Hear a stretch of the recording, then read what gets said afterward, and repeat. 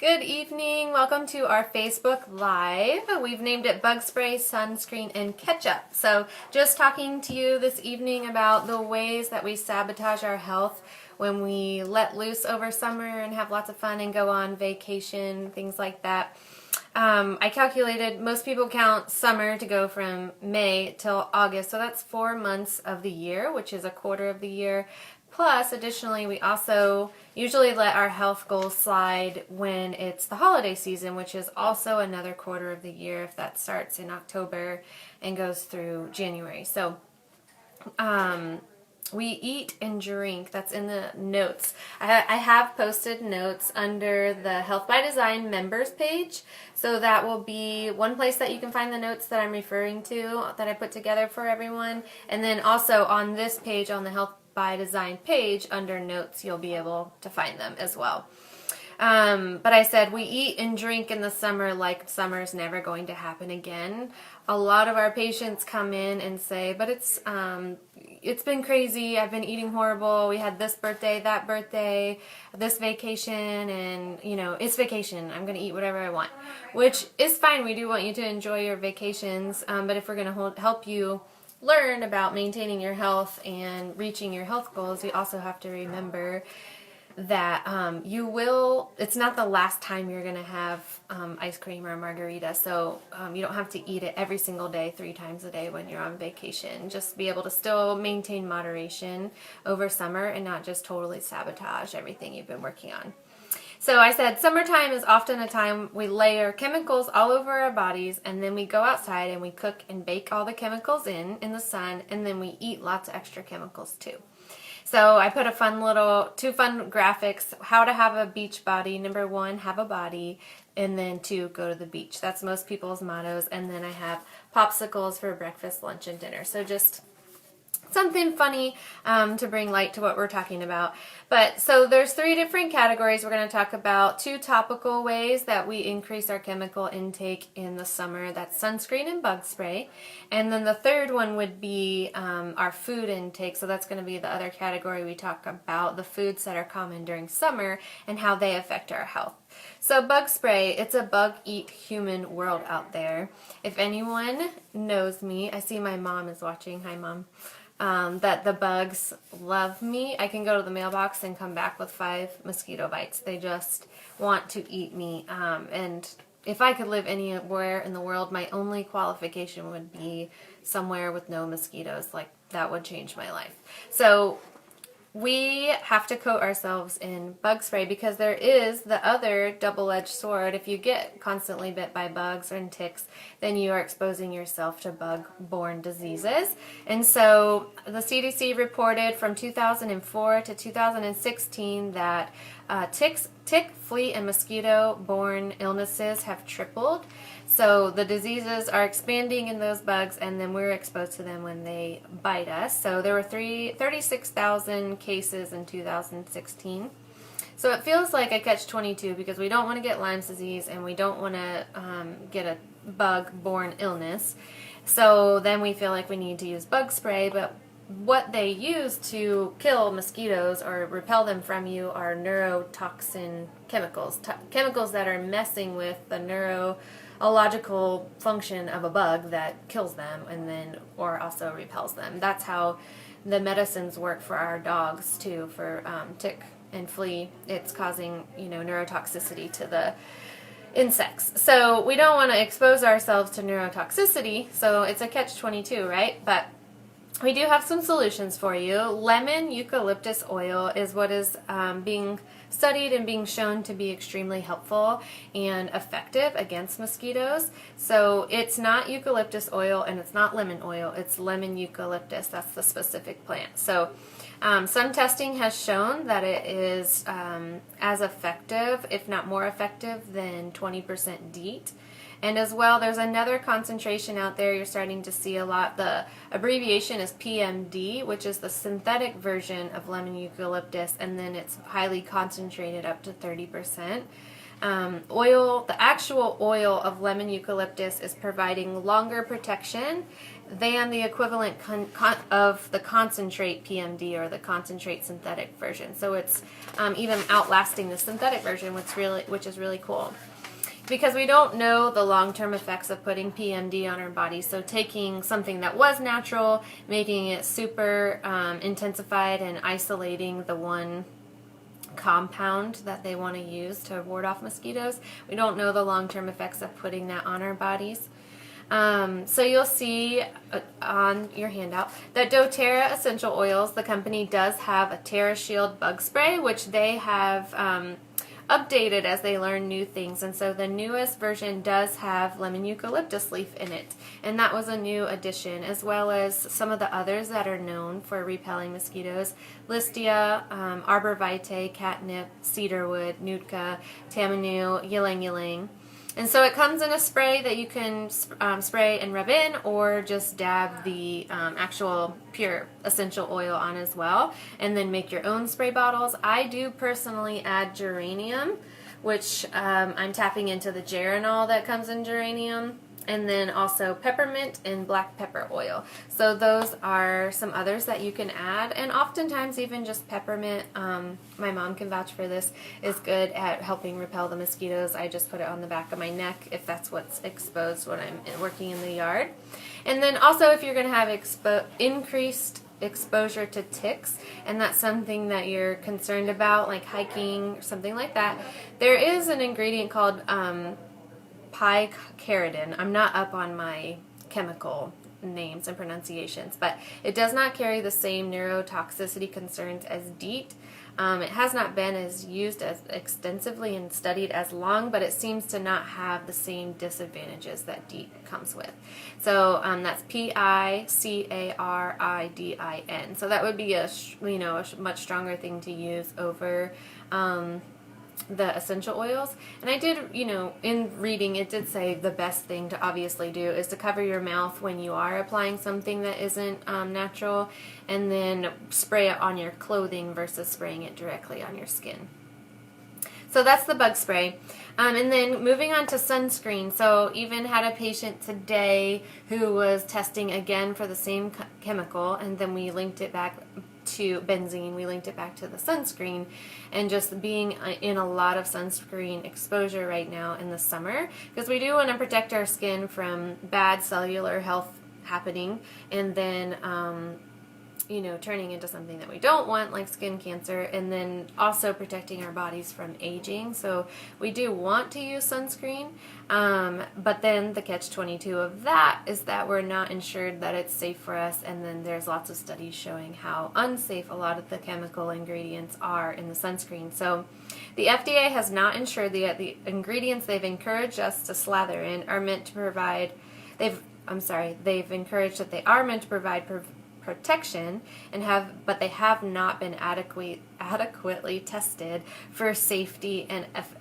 efficacy. So they're promoting us to slather in it, but they haven't been tested in the way they should be tested. So a lot of sunscreens use either a mineral to reflect or deflect the UV rays, or chemical UV filters, they're called. And it's the chemical UV filters that are having endocrine effects on people. And they actually are being found to really drive themselves deeper into the tissues. And so that's what becomes harmful. Those are like oxybenzone, avobenzone. I know oxybenzone and avobenzone stain sheets after being out in the sun. We know that. So if it's doing what it does to our sheets, Lord only knows what it does to our bodies, right? And then there's others that are listed, but the most common mineral ones you'll see are zinc oxide or titanium oxide. And so there's a handful of products out there that combine all the minerals with the chemical filters. So you really have to read the labels on them, and we'll get into what you should look for. When the FDA began to consider sunscreen safety, it grandfathered in the active ingredients that were approved from before 1970 and have not reviewed the evidence of the potential hazards. So there's chemicals from before 1970 that have been grandfathered in and been approved but have not been tested. And so the good news is that they are listening. EWG, the Environmental Working Group, is a company that you can support and utilize their resources. They are working to get the FDA to start looking into this and start seeing what is in our sunscreens and make sure they're safe for us. So they are proposing big changes, but we won't see those changes for a while. You know how things work in government, so it'll be a while before we actually see the changes that are necessary to be sure that the products we're using are safe for us to apply. Currently, the EWG has assessed over 1,300 products with SPF, and so they're finding that there's potentially hormone disrupting chemicals in them that we, are FDA approved to use. So if you, on your handout when you print it out, you'll see I have 2 graphics that walk you through the things to be looking for on your sunscreen. So you'll see that there's commonly recognized as safe. That's the titanium dioxide and zinc oxide. I really prefer to try and find a sunscreen that just has the zinc in it, even over the titanium. And then there is insufficient data supporting avobenzone, homocele, it's called, octocrylene. I won't list all the names out for you because you'll be able to see them on the sheet. But oxybenzone is the one that has the biggest concern right now. It is being shown to go deep into the tissues, and it's disrupting endocrine. And endocrine means your hormone system, so your thyroid levels, your adrenals, pituitary, all the hormones that are being managed in your body. So uncommon or unused ingredients, we have insufficient data on some of the other ones that have been removed, so I won't go into those. But look for PABAs, P-A-B-A, and then trolamine salicylate, which is not safe for use, so keep your eyes out for those. So this is a little cheat sheet you'll have, I'm sure it's backward to you now, that you can refer to and see what to avoid. So we're going to go into oxybenzone because that's the one that they have found. It's an allergenic. It's absorbed through the skin in large amounts, and so it's then being stored in the tissues and going right into the bloodstream. They've detected it in breast milk, amniotic fluid, urine, and blood, so it's going through the whole system. And it is showing that it is affecting the endocrine system. So it's not something you want to be slathering your kids in, and not something you want to be slathering yourself in. When I was working with a patient today, her endocrine system was being affected by that particular chemical that we linked back to her sunscreen. Children may be more vulnerable to harm from oxybenzone than adults because of the potential for higher absorption and higher bioaccumulation, meaning that they're applying it longer and more frequently over a long period of time, so it's accumulating in their bodies and causing more harm. So avoid oxybenzone. It's in 2/3 of the sunscreens that have been tested by EWG, so pay attention to that. On your sheet, you'll see 2 sunscreens that we do recommend. We have Beauty Counter. Theirs does not have the ingredients that we were referring to. And then also another company that I found and enjoy the way that it feels on my skin and doesn't have the ingredients that we talked about avoiding is Badger. So both of those even have tinted sunscreens if you don't like the whiteness of a mineral sunscreen, so you have that option as well. Moving on to internal, so topically we're slathering in bug spray and sunscreen, but internally we're also making food choices that are not so beneficial to our summer bods. We're trying to have the summer body, but really ultimately caring about what's happening to our body year round. So summer eats. In our tagline, we had fun saying that ketchup was the thing we're going to talk about. So what's up with the ketchup? A tablespoon size serving of ketchup has 4 grams of sugar. So ketchup intake goes way up in the summer because of barbecues, making hamburgers and hot dogs and French fries. It's just one of the foods that we consume a lot more of in the summer. And so 4 grams of sugar is more sugar than a typical chocolate chip cookie. So a Chips Ahoy cookie, I did look this up to confirm it, has 4 grams of sugar in it. So you can picture if a child puts about 2 to 3 tablespoons of sugar on their hamburger, you can picture 2 to 3 cookies on top of their hamburger. That's how much sugar is being put on top. That's an entire day's worth for a child and how much ketchup or sugar they should have in a day. And just the condiment alone on the burger. And on there you'll see how our ketchup compares to ketchups around the world. So in the UK you can read it. It sounds like your grandma made it. And then our ketchup has corn syrup added and corn syrup solids and other natural flavorings, which I thought the flavoring was supposed to come from the tomato, but so moving into the second food that goes up, which I already mentioned, grilled meat. So hamburgers, grilled chicken, things that people are putting over flames. So when you grill meat, you get a heterocyclic amines come out of them, which are ultimately carcinogens.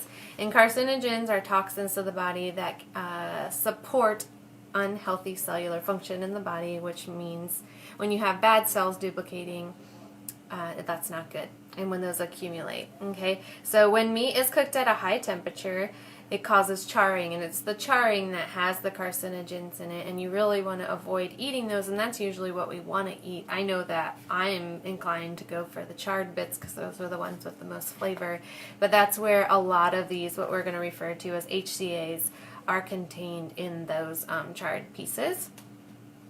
And so the protein is reacting, and that's where you're getting that. But it's associated with various cancers like colon cancer, breast cancer, and prostate cancer. So grilling meat then over a flame, when the drippings drip off, extra chemicals and carcinogens are flashing up and going on your meat as well. So the grill really does increase your carcinogen intake for sure. So there's solutions to doing that. We encourage you to marinate your meat and grill it in, say, a cast iron pan or something like that, where you don't have the coal flaring up and the flames flaring up to get the extra charring on there. And then trimming fat off also helps, because then the fat drippings aren't dripping into the flame and causing more problems. And then again, don't eat the blackened bits. That will save you your exposure as well. Yeah, the burnt hot dog, Stacy said. That's correct. People prefer the burnt hot dogs than the batch. But go for the one, well, I'm not going to talk about hot dogs, just don't eat them. So cooking under intense heat, frying, especially grilling on an open flame, is resulted in high levels of HCAs, the carcinogen we discussed. So there's research on that you can refer to that I linked in the handout. And the other food, the third food that I listed for increased consumption in summer is popcorn. So going to the movies and finding entertainment for the kids and for yourselves is increasing our popcorn exposure. And so it was fascinating to read about this, but there's long-term health effects that are coming from people who are exposed to the fumes from popcorn bag, and then also in public places such as baseball fields and movie theaters. There's an irreversible condition that's caused from, it's called diacetyl, which is the toxin that is released from the popcorns cooked in all the different chemicals. One man won a $7.2 million lawsuit for getting popcorn lung from eating 2 bags of his 2-bag-a-day habit. And then Act Popcorn Company had to remove the ingredients that were causing this from their popcorn because their employees were being having the popcorn lung as well. So the chemicals that are in there are being linked to Alzheimer's and lots of other health conditions. And so we have an easy solution for you. You can buy non-GMO popcorn kernels. I know they have them at Trader Joe's. And you can do coconut oil or avocado oil, which are safe to cook at a high heat, in a pot over the stove. It's so easy. It's a 1/3 cup of popcorn, 3 tablespoons of high heat cooking oil such as coconut, avocado, and then you just cook it over the medium to high heat and then keep it slightly covered. And I included a recipe for a nutritional yeast seasoning that I put on mine for my family that adds extra B vitamins and lots of extra really good flavor to it. So that will be in your handout as well. And then the other problem with popcorn is that you're being exposed to mega trans fats. So my lecture on fats and what happens to the bad fats when they're heated at high temperatures and what they do to your heart is posted on our YouTube channel, which you can get through. If you go to our website, at the top there's a link with the little TV with the play button in it that will take you to our YouTube channel. It's loaded there, and you can listen to how fats are then turned into mega trans fats and what they're doing to our bodies. So you are eating those when you eat popcorn if you don't make it yourself. The fourth food I listed as our increased toxin food for the summer is summer salad. So we eat a lot more salads in summer, a lot less soups, but a lot more salad. And a lot of the salad dressings that you're eating are loaded with sugar. So in your handout, you'll see the Brianna's dressing that people will put on, say, a strawberry. It's called blush wine vinaigrette. It doesn't say anything about strawberry on it, but there's 3 teaspoons of sugar and 2 tablespoons. So it's a really small serving, and usually you get way more than 2 tablespoons on your salad. And there is not an ounce of fruit in that salad dressing, even though they've put a picture of a strawberry on the front, just to trick you. It's a subconscious thing like, ooh, this is healthy for me. And then so if you add it up, 3 teaspoons of sugar on your healthy green salad makes it not so healthy and not so yummy anymore. And this is one example. I know the poppy seed dressing is really popular. It's loaded with sugar. So for salads, I really recommend making your own. It's super easy to do. It's really, there's no way to mess it up. My go-to is doing about 1/3 vinegar of choice that I have on hand, 2/3 olive oil or avocado oil. I'll always put a little Dijon mustard, garlic, salt, pepper, and any other herbs that I want to put in there. And there's tons of really good recipes out there. There's some favorites that use tahini and other ingredients that are really simple to make. And you'll save yourself a lot of I don't even know how to say that. You'll save yourself a lot of exposure to sugar by making it yourself. A lot of other companies like Ken's and Hidden Valley have a lot of sugar, high fructose corn syrup in it. So the last category for foods that increase over summer would be smoothies, ice cream, and popsicles. So we have a higher exposure to all of those in the summer. So I'll start with ice cream, Breyer's Oreo Vanilla Ice Cream in just a 1/2 cup. So if you can picture a measuring cup, a full cup is about this big around, and then a 1/2 cup is pretty small. And so in just a 1/2 cup, you're getting 14 grams of sugar, which if you divide by 4 is about 4 teaspoons of sugar in it, plus the additional chemicals in there. It's not just ice cream that you grew up eating. There's a lot of extra chemicals. And then some of you saw that I posted about tropical smoothie. I was just shocked when looking into that. I included the chart of the different food amount or the ingredients in it, and it will just blow your mind how much sugar is in some of these smoothies. So you think you're doing a good thing, but an example would be if you get the Blimey Limey. It has 24 teaspoons of sugar in it, which is 108 grams of sugar. So you think you're getting your kid a good after-school snack or whatever it is, a summer cool-off, and they're getting just bombarded with sugar. So make your smoothies at home. We encourage you to add collagen powder to your smoothies, which adds protein. So I'll do that for Jaden, where I'll put collagen powder in there, as well as rice cauliflower goes unnoticed, so I can put some vegetables in there. And that adds protein to the fruit to help hold down the sugar. You can also add protein powders, which we carry in the office as well. And then regarding popsicles, you'll see an outshine. People will say, well, these popsicles are just fruit popsicles or whatever, but really it's popsicles with sugar mixed together. So an outshine fruit popsicle has 14 grams of sugar, the same as the Breyer's ice cream. So that one popsicle has 4 teaspoons of sugar in it. I have popsicle molds. It's so easy to make a smoothie, just like I mentioned, using the collagen powder or protein powder, or sneaking the rice cauliflower in there or spinach, and then I put it in the popsicle molds and freeze them, and they last, forever until Jaden eats them. And it's really easy for me to choose the low glycemic fruits and the things that I am putting in there. So you guys are agreeing that there is higher exposure to ice cream, smoothies, and popsicles. It's killer hot out there. So we tried to offer some solutions for you. I am an ice cream lover. My mother-in-law makes an ice cream that I make sure I eat once a year, and I enjoy it, and she makes it homemade. But just be aware and try to do that more. Make homemade things and try not to pick the cool-off meals on the go, because they are just loaded with sugar to make them taste good.